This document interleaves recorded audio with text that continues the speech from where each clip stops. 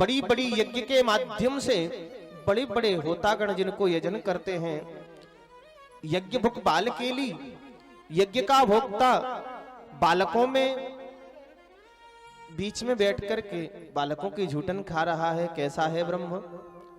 परीक्षा लेनी चाहिए। तो ब्रह्मा जी महाराज ने बछड़ाओं को चुरा लिया। बछड़ाओं को खोजने के लिए भगवान श्याम सुंदर गए तो ग्वाल वालों को भी चुरा लिया और ब्रह्म सदन में जाकर के सबको बंद कर दिया। श्री श्याम सुंदर ने नेत्र बंद करके देखा तो सब ध्यान में आ गया, मुस्कुराने लगे कन्हैया। बोले ब्रह्मा, हमारी परीक्षा लेना चाहते हो, हमसे चतुराई करते हो, पर तुम्हें ये नहीं पता कि पूज्य पिताजी तो हम तुम्हारे भी हैं। कन्हैया तो ब्रह्मा जी के भी बाप हैं।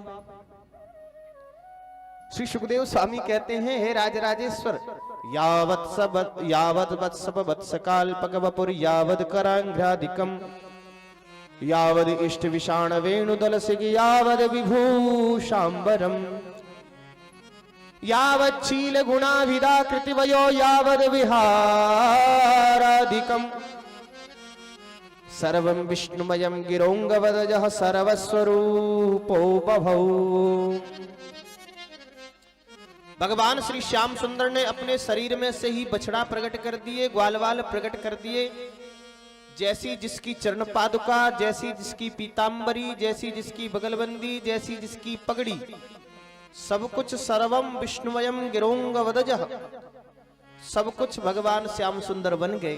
पूर्णमासी पुरोहितानी जी आ गई ब्रजमंडल में, सबसे कह दिया इस वर्ष ऐसा योग है, जितनी भी कुंवारी कन्याएं हैं सबका विवाह कर दो, क्योंकि ऐसा योग 12 वर्ष तक नहीं आएगा।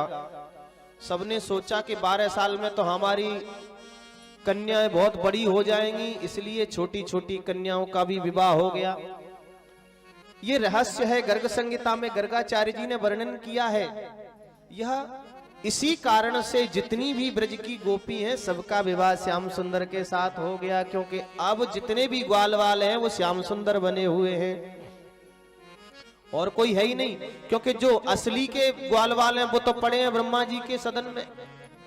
ये लीला 1 साल तक चली। ब्रह्मा जी ने नीचे नजर डाल करके देखा,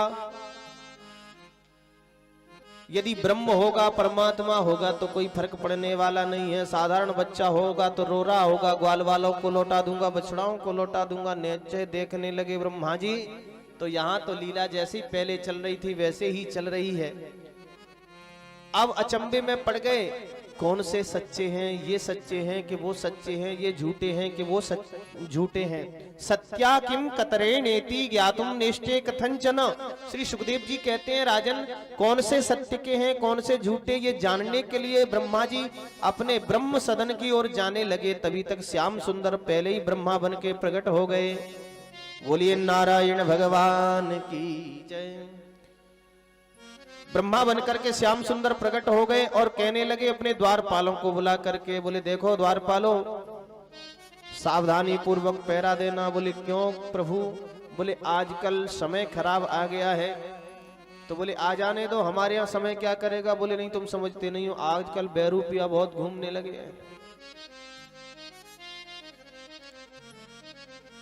कहीं कोई नकली ब्रह्मा आए तो उसको अंदर मत आने देना।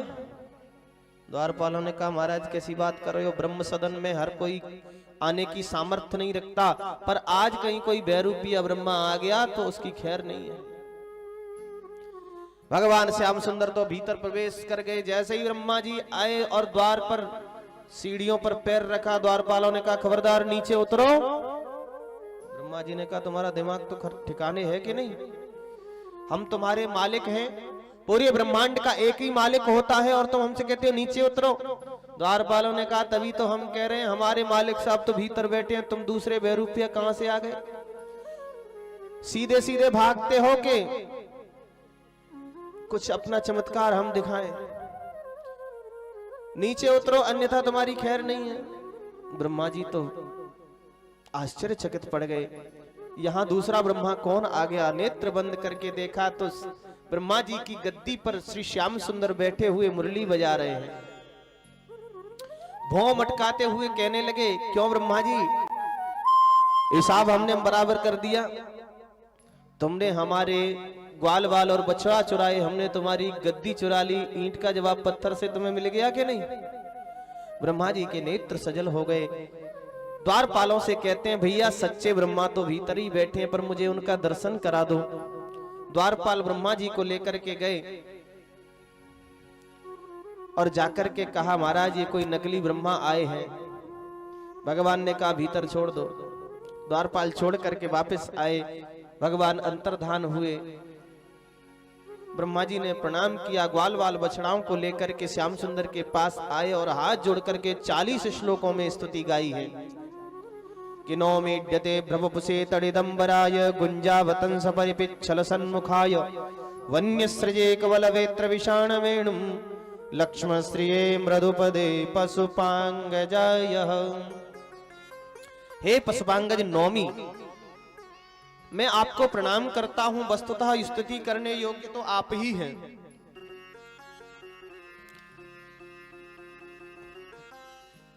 कि उत्क्षेपणम गर्भगतस्य पादयो किम कल्पते मातुरधोक्षजागसे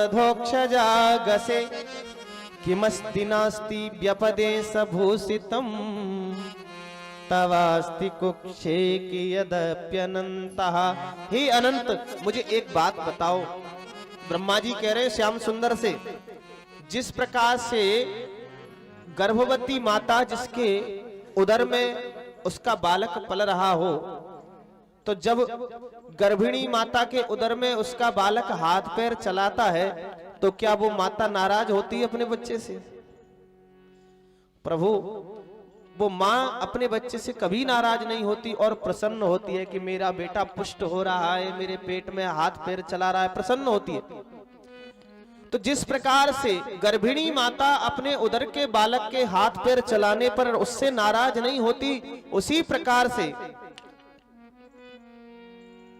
तवास्ति कुक्षे कियदप्यनन्तः, ये संपूर्ण ब्रह्मांड आपके उदर में विराजमान है। आप ही इसके माता हो, आप ही इसके पिता हो।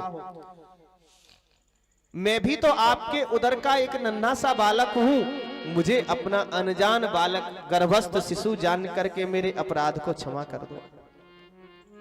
ब्रह्मा जी 40 श्लोकों में स्तुति गा करके चले गए। भगवान एक शब्द भी नहीं बोले। भगवान के मन में विचार आया कि ये यमुना कालिया नाग ने प्रदूषित कर दी है, तो बेलोक्य दूषिताम कृष्ण कृष्ण कृष्णा हिना विभो तस्या विशुद्धि मन्विच्छन् सर्पम तमुदबासयत्। कालिया के विष से प्रदूषित विषाक्त यमुना को निर्मल बनाने के लिए भगवान श्याम सुंदर अपने बाल सखाओं के पास जाते हैं और कहते हैं भैया चलो आज गेंद का खेल खेलेंगे। बोले कहाँ? बोले काली देह पर बहुत बड़ा लंबा चौड़ा मैदान है, उसी में खेलेंगे। मदमंगल बोलो देख कन्हैया, मेरी मैया ने 108 गैया दान करी तब हम इकलौते पैदा भय, हम तो ना जाएंगे वहां। बोले क्यों? बोले कालिया नाग देखो, अरे वाकी फुंकार के मारे ही प्राणांत है जाए, फिर वहां ले जाओगे तुम। श्याम सुंदर बोले हम तो मैदान में खेलेंगे, वो जल में रहे, जल से बाहर ना आवे। बेला फुसला करके ग्वाल वालों को ले गए। श्री सुखदेव स्वामी कहते हैं हे राजराजेश्वर, श्री श्याम सुंदर ने यमुना जी के किनारे गेंद का खेल खेलना प्रारंभ किया।